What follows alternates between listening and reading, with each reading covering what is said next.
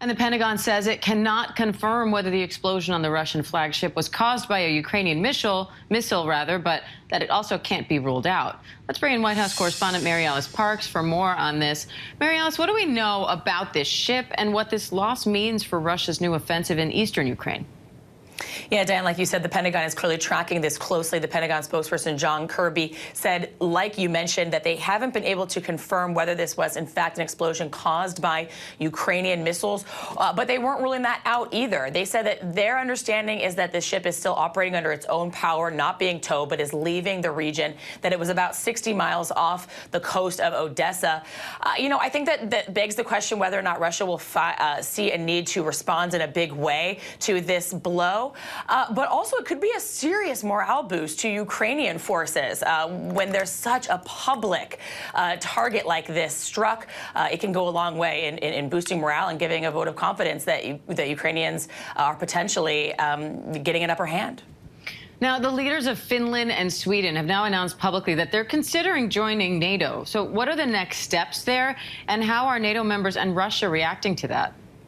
Yeah, this is interesting. We've really seen NATO's popularity just skyrocket in the last few years, and especially in the last few months in those countries that sort of have long been skeptical, long been operating on their own. They do already have close relationships, trading and military relationships with the rest of NATO, but we're seeing a real surge in their local residents being interested in joining the alliance. Now, this would still need to be discussed and voted on in their parliaments, and then, of course, NATO as a body, as a member organization, would discuss this. But in a lot of ways, what's interesting here is it's a reminder that Vladimir Putin is getting exactly what he said he didn't want, which is a stronger, more unified NATO that is now increasingly popular in the region.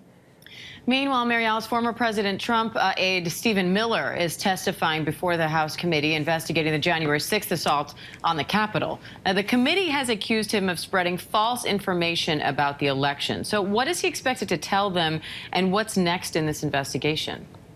Yeah, we don't think we'll see him today. A lot of these have been done virtually. But you're right. In the letter sent along with the subpoena compelling him to testify, the chairman of the committee said that his team was responsible for preparing the remarks that President Trump gave on January 6th ahead of the insurrection.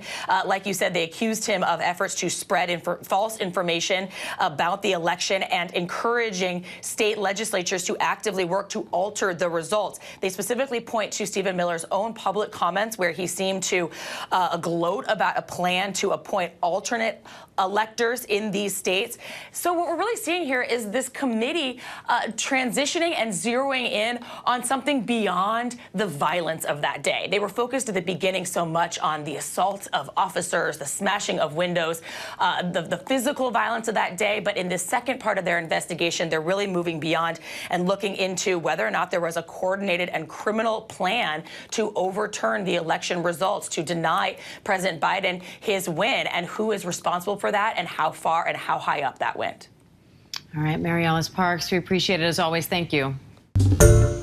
Hi, everyone. George Stephanopoulos here. Thanks for checking out the ABC News YouTube channel. If you'd like to get more videos, show highlights, and watch live event coverage, click on the right over here to subscribe to our channel. And don't forget to download the ABC News app for breaking news alerts. Thanks for watching.